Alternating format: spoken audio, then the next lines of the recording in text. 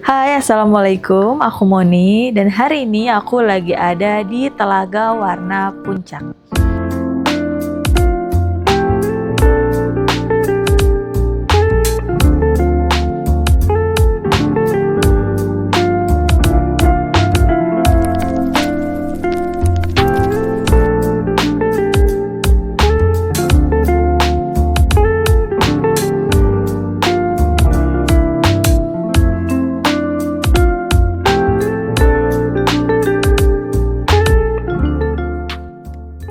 Assalamualaikum, Famgo di sini. Perjalanan kita kali ini agak sedikit lebih jauh dari Jakarta, sekitar 2 jam, dan kita menempuh jarak lebih dari 80 km untuk sampai di tempat tujuan kita, yaitu di Telaga Warna Puncak atau Tawa Park Puncak. Perjalanan kali ini kita agak sedikit berbeda dari perjalanan sebelumnya karena sepanjang perjalanan kita diguyur hujan terus-menerus dan ada pengalaman yang enggak terduga lainnya. Oke, kalian nonton aja video ini sampai selesai ya. Diawali dari kita yang lagi cari-cari hotel untuk diinapin dan dibuat videonya. Seperti biasa kita mencari di semua sosial media dan layanan pemesanan hotel, layanan online, dan tiba-tiba tersuggest penginapan Telaga Warna Resort. Impresi pertama kita waktu lihat gambar villanya itu benar-benar unik dan lucu banget tempatnya. Akhirnya kita coba gali lagi informasinya lebih dalam. Dan memang ternyata informasinya tuh minim banget terkait Telaga Warna Resort ini. Akhirnya kita putusin buat pergi ke sana dan bikin video untuk YouTube kita, karena yang kita pikirin adalah sayang banget nih belum ada yang nge-review dan sedikit orang-orang yang tahu. Sampai akhirnya kita kontak adminnya langsung buat booking penginapannya. Kita menjelaskan ke admin kalau kita ini mau nginep dan tanggalnya itu udah dipilih juga. Dan kami jelasin juga kalau kita ingin buat video review hotel ini. Nah, disclaimer, kita tuh nginep di hotel itu dan membuat video dengan uang pribadi kita sendiri. Karena tujuannya adalah kita mencari konten untuk akun YouTube kita, karena kita baru merintis di YouTube sebagai hotel reviewer dan juga buat naikin exposure dari penginapan ini. Karena informasinya masih minim banget di sosial media. Oh iya, kita juga minta untuk dibantu difasilitasi buat lihat-lihat tipe yang lain, buat dibuat videonya juga, dan adminnya juga setuju. Setelah percakapan panjang dengan admin, kita pilih tipe kamar oktagonal dengan harga 500.000 di weekdays. Kita tuh langsung payment lunas di awal dan setelah itu adminnya tuh baru bikinin invoice-nya sebagai bukti kalau misalkan kita tuh udah reservasi. Nah, info dari adminnya juga bahwa kita tuh nginep di villanya itu kita nggak usah bayar tiket masuk wisatanya, tinggal kasih aja bukti invoice-nya di bagian loket masuk. Kita berangkat menuju lokasi dan hujan deras banget sepanjang jalan. Sambil ada perasaan deg-degan dan penasaran nih sama penginapan ini karena memang underrated banget. Singkat cerita, kita sampai di lokasi dan kita diminta untuk bayar tiket masuk. Kita akhirnya jelasin nih ke bagian loketnya kalau kita emang mau nginep di villa di dalam Telaga Warna. Kita juga kasih lihat invoice-nya dan jelasin ke mereka kalau infonya emang kita tuh nggak perlu bayar lagi buat masuk. Tapi pihak loket tuh tetap minta kita buat bayar dan akhirnya kita koordinasi ke admin dan ternyata kita bisa digratiskan. Tapi sebenarnya nih, kayaknya dari ekspresi si penjaga harusnya yang nginep tuh tetap bayar deh.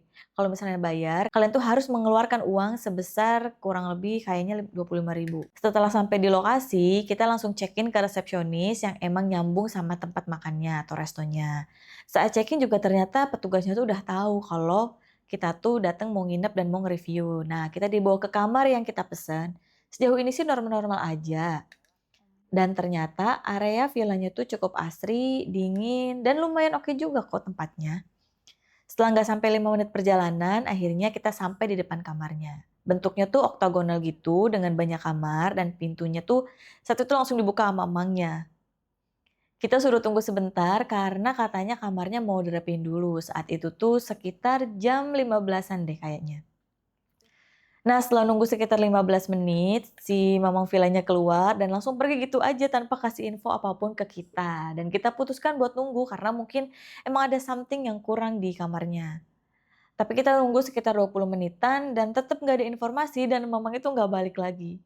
Terus ternyata si kuncinya tuh nempel di pintu kamar kita dan kita berasumsi bahwa emang kamarnya tuh udah ready kali ya. Kita tetap nggak langsung masuk karena belum ada info apa-apa dan kita putusin buat foto-foto dulu di sekitar situ karena saat itu lagi turun kabut dan hitung-hitung sambil nunggu si mamangnya datang lagi. Nah, kita tuh nunggu dengan waktu yang cukup lama, tapi ternyata si Amangnya tuh nggak balik lagi, sedih banget. Akhirnya kita putusin untuk masuk ke kamar. Dan yap, kamarnya udah rapi, tapi nggak serapi itu. Kesannya kayak dirapihin yang asal-asalan aja. Dan yang lebih gongnya lagi guys, kamarnya tuh kotor banget. Kayaknya ada tamu sebelumnya yang nginep, terus nggak diberesin dan cuma dirapihin bagian spraynya. Terus, selimutnya dilipet-lipetin dan, tong sampahnya itu kayak, apa ya, kayak nggak belum dibuangin gitu loh. Dan impresi pertama kita saat setelah masuk kamarnya itu, yang pertama, kamarnya itu lumayan kotor banget dan lantainya kayak nggak dipel sama sekali, jadi nggak bisa dipakai buat sholat kalau menurut aku. Karena benar-benar kotor dan, ngeres gitu. Terus yang kedua, kasur dan selimutnya tuh banyak noda-noda dan sorry to say mereka juga agak bau juga. Yang ketiga, banyak sarang laba-laba dan debu, debunya juga lumayan tebel banget. Yang keempat, wastafelnya tuh kotor banget, kayak nggak pernah dibersihin dan saat itu kondisinya tuh kayak habis dipakai, jadi agak basah dan bernoda. Lalu yang kelima, tempat sampah juga sama kotornya dan banyak noda-nodanya. Dan yang lebih gongnya lagi, yang keenam, itu sabunnya tuh kayak sabun yang bekas dan nggak dibuang gitu. Terus tisu di kamar mandinya juga habis dan belum direfill sama sekali. Terus juga masih ada sampah-sampah kecil kayak tisu yang masih berceceran. Yang kedelapan, air panasnya tuh ada tapi rusak, dan kalian bisa bayangin di puncak yang dingin banget itu nggak ada air panasnya. Kalau misalkan kalian nggak tahan mungkin bisa hipotermia kali ya mandi di situ. Dan masih banyak lagi hal-hal lainnya yang mungkin nanti bisa dijelasin di video. Yang kita bingungin adalah ini petugas tahu nih kita tuh tamu mau datang, bahkan kita tuh mau bikin konten review yang bisa ngebantu penjualan resort ini secara cuma-cuma, gratis dan itu bahkan kita yang bayar ke mereka loh hotelnya. Tapi ya kenapa sih koordinasinya tuh kurang banget? Kita tuh dikasih kamar yang kayak jujur tuh kayak ngasal banget, kamarnya kotor, terus kayak nggak kerawat. Dan setelah kita komplain tentang kamarnya, dari pihak penginapan juga terkesan kayak oper-operan, kayak aku nanya ke sini, dioper ke sini, kayak gitu. Jadi kayak nggak jelas.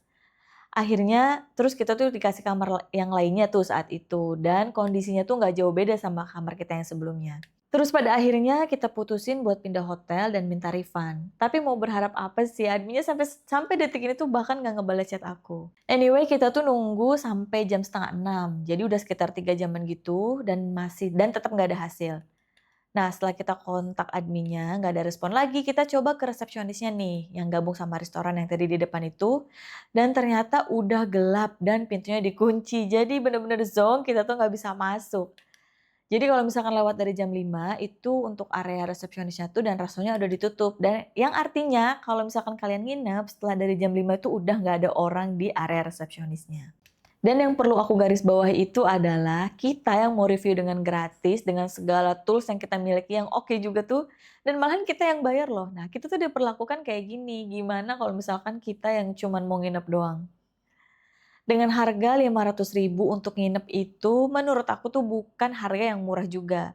Ayo dong manajemen dan pihak-pihak lain, gimana pariwisata dan bisnis mau maju kalau pengelolaan dan koordinasinya tuh asal-asalan kayak gini. Padahal nih, Telaga Warna itu bagus banget tempatnya dan keren banget view-nya. Bisa jadi tempat yang beda kalau misalkan kalian mau jalan-jalan di Puncak Bogor.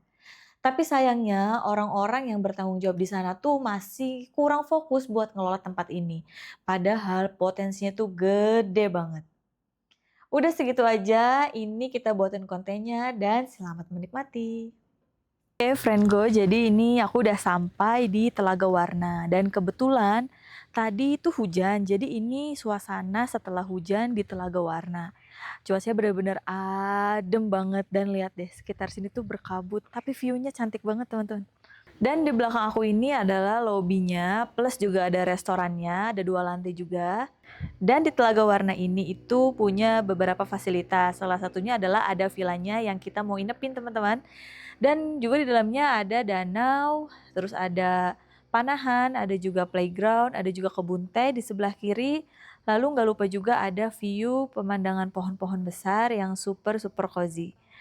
Jadi buat friend go yang kalau misalnya mau nginep di Telaga Warna dan mau reservasi, ini reservasinya itu lobbynya lewatnya masuk sini teman-teman. Ikuti aku ya.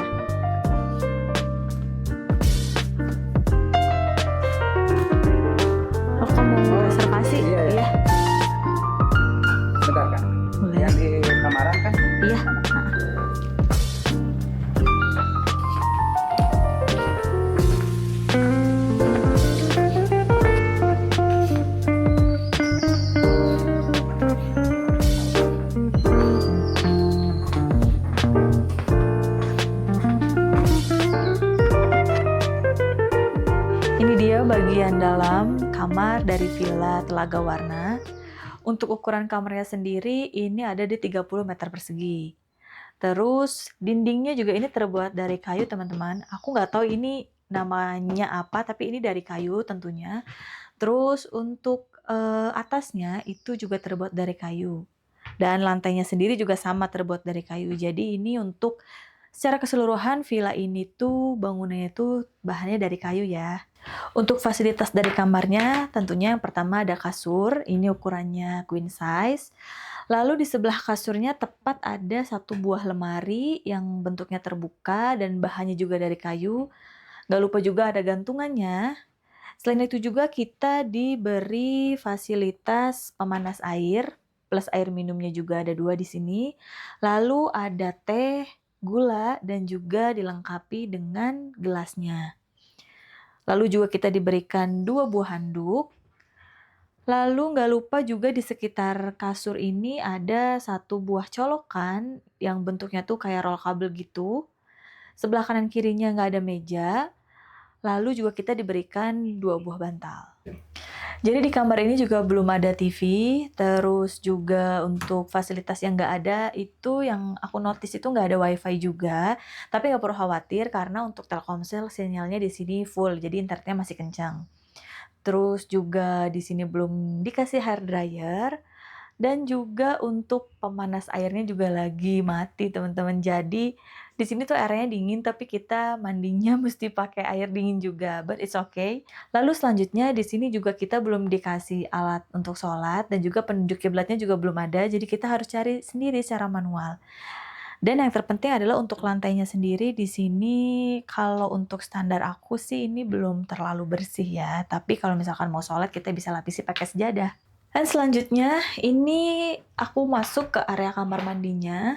Begini untuk area kamar mandinya ukurannya cukup nggak terlalu luas, nggak terlalu sempit. Terus di kamar juga kita ada 1 buah wastafel dan ada 1 buah kaca.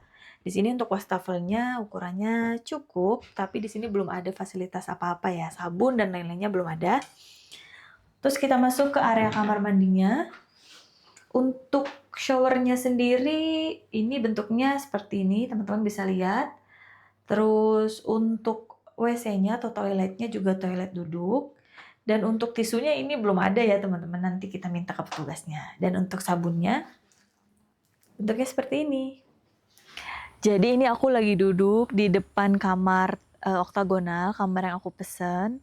Dan untuk view-nya itu langsung menghadap ke pepohonan yang tinggi banget dan banyak banget. Terus juga untuk suhunya sekarang itu ada di 19 derajat Celcius. Padahal ini jam setengah 4 sore loh guys. Jadi guys, tepat di belakang aku ini adalah salah satu tipe kamar yang dimiliki oleh Telaga Warna, yaitu tipe oktagonal. Jadi untuk total seluruh kamar yang ada di Telaga Warna itu ada 32 kamar. 9 kamar untuk tipe suite ada sebelah kiri saya.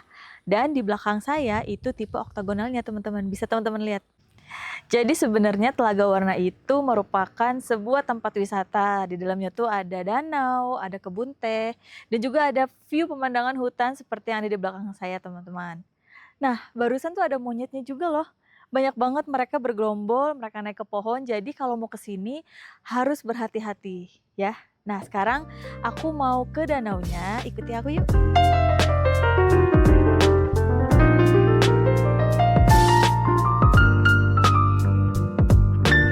Sekarang aku lagi di area danaunya guys. Jadi di samping danaunya itu ada playground dan juga tepat di antara danau dan juga playground itu ada area terbuka dan banyak banget monyetnya.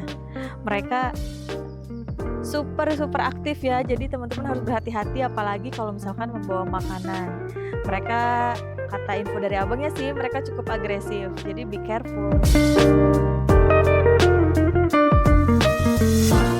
Ini aku lagi ada di spot foto paling favorit yang ada di Telaga Warna di pinggir danau dan jangan lupa kalian beli ini balonnya harganya cuma 10.000. Kalian bisa dapat foto-foto yang estetik dengan mainin balon kayak gini. Di sini juga ada tangga akses menuju ke atas. Jadi di atas sana itu ada tempat duduk-duduk untuk kita ngobrol-ngobrol santai sambil menikmati pemandangan alam yang sangat asri dan udaranya yang sangat sejuk, guys. Seru banget jalan-jalan di sekitar Danau Telaga Warna ini. Tapi kalian harus hati-hati karena di sini rawan pohon tumbang. Jadi harus tetap waspada ya.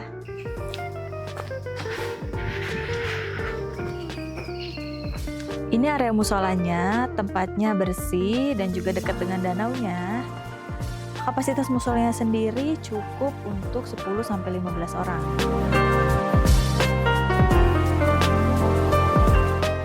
Ini aku lagi duduk di area restonya yang menyatu dengan lobi. Ini kebetulan aku duduk di area outdoor dengan view langsung menghadap ke kebun teh. Ini kabutnya lagi turun jadi kerasa dingin banget. Selain itu, untuk kapasitas restonya sendiri ini kurang lebih cukup untuk 50 orang dan ada 2 lantai. Kalian bisa mesen makanan di sini, menunya juga sangat affordable.